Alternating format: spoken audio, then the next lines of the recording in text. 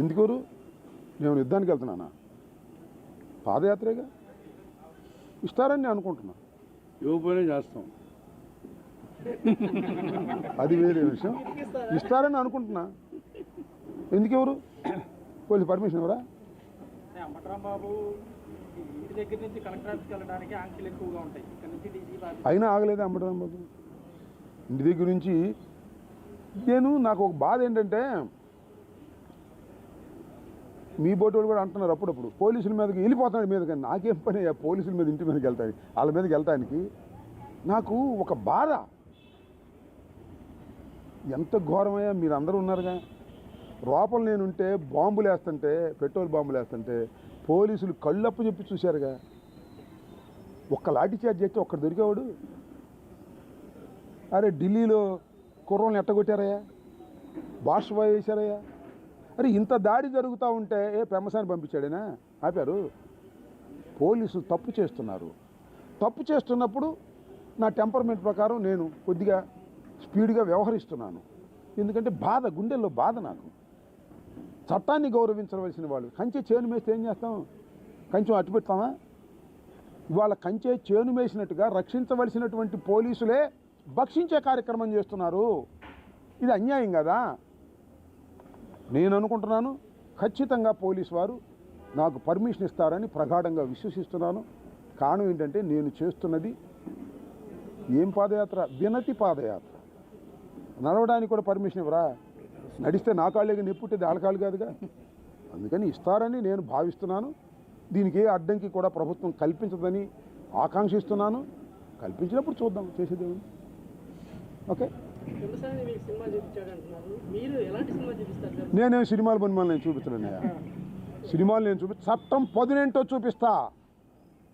అమెరికాలో నివసించి, ఇందాక చెప్పా, అమెరికాలో నివసించి లక్షల కోట్లు గడించి ఇక్కడ ధన మదంతో పార్లమెంటు సభ్యుడయ్యి కేంద్ర మంత్రి అయితే చట్టం తన పని తాను చేయకోకుండా అడ్డం పడుతుంటే చట్టం పొదినేంటో పెమ్మసానికి చూపిస్తా.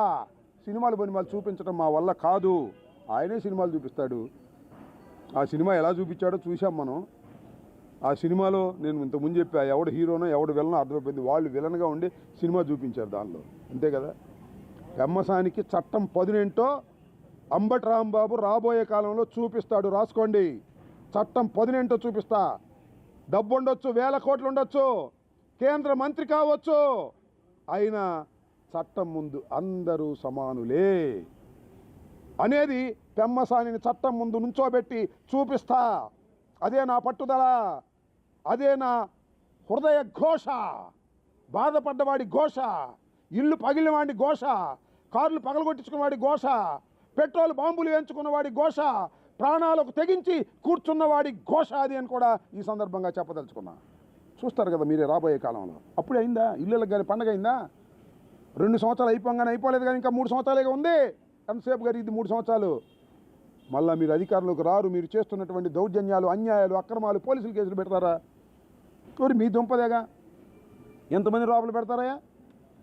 మా స్పీకర్ని లోపల పెట్టాలని చూశారు, సిరిగిరి అప్పడాలను లోపల పెట్టారు, మళ్ళీ ముస్తఫాను లోపల పెట్టాలని చూశారు. మా ఇంటి మీద దాడి చేసిన వాడు మాత్రం లోపల పెట్టరు.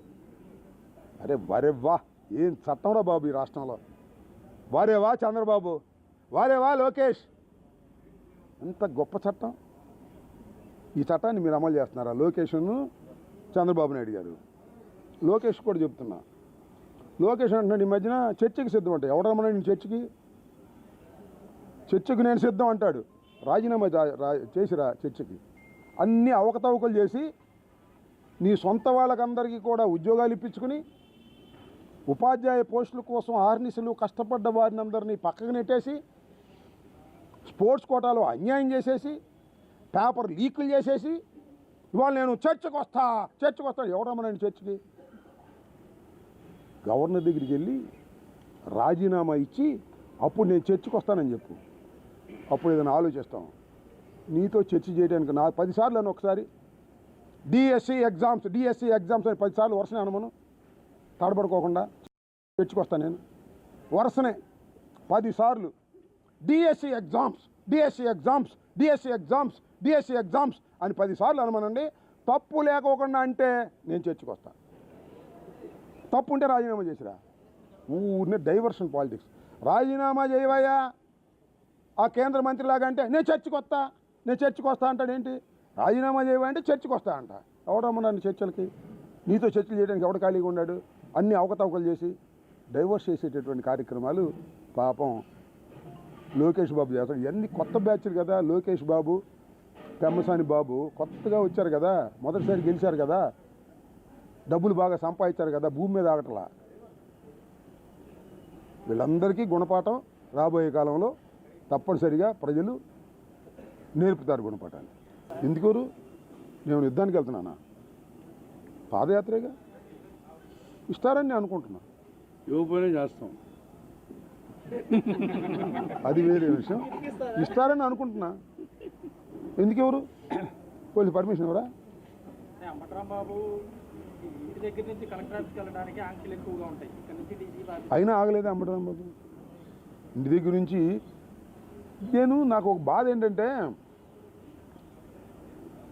మీ బోటి వాళ్ళు కూడా అంటున్నారు అప్పుడప్పుడు పోలీసుల మీదకి వెళ్ళిపోతాడు మీద. కానీ నాకేం పని పోలీసుల మీద ఇంటి మీదకి వెళ్తాను, వాళ్ళ మీదకి వెళ్తానికి నాకు ఒక బాధ.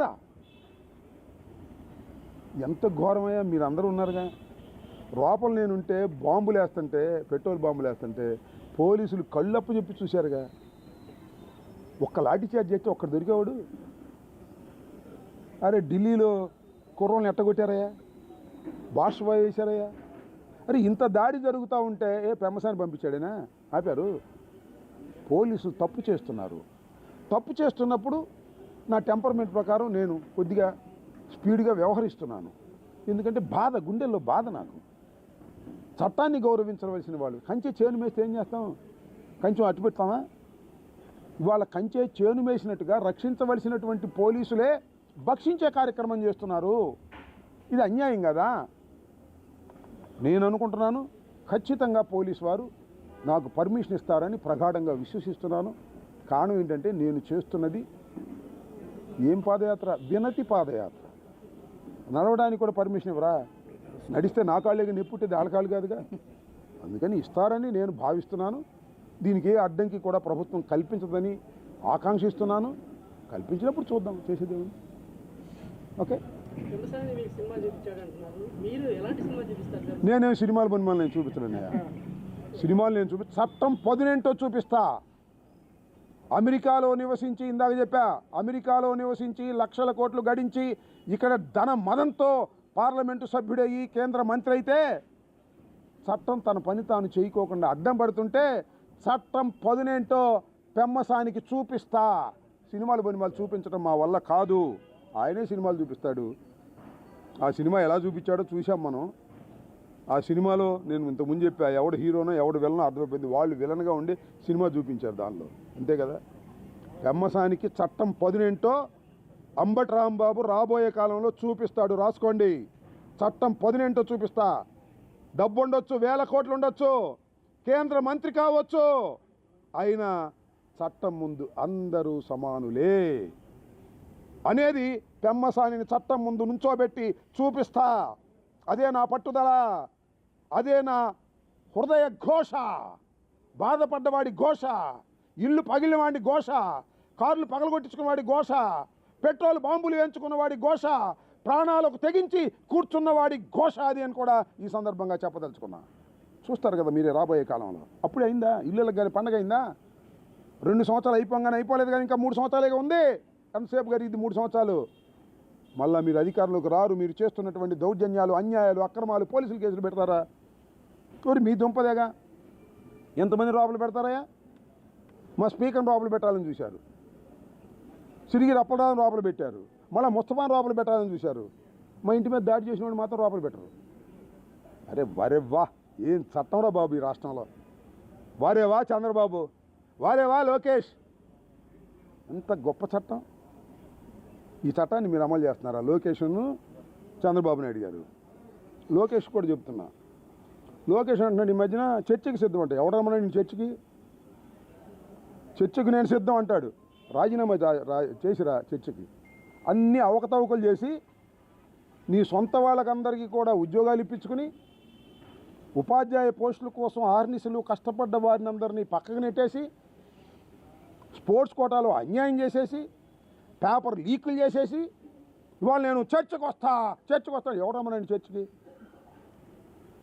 గవర్నర్ దగ్గరికి వెళ్ళి రాజీనామా ఇచ్చి అప్పుడు నేను చర్చకు వస్తానని చెప్పు. అప్పుడు ఏదైనా ఆలోచిస్తాం. నీతో చర్చ చేయడానికి 10 సార్లు అని ఒకసారి డిఎస్సి ఎగ్జామ్స్ అని 10 సార్లు వరుసనే అనమను, తడబడుకోకుండా చర్చకు వస్తాను నేను. వరుసనే 10 సార్లు డిఎస్సి ఎగ్జామ్స్ అని 10 సార్లు అనమనండి.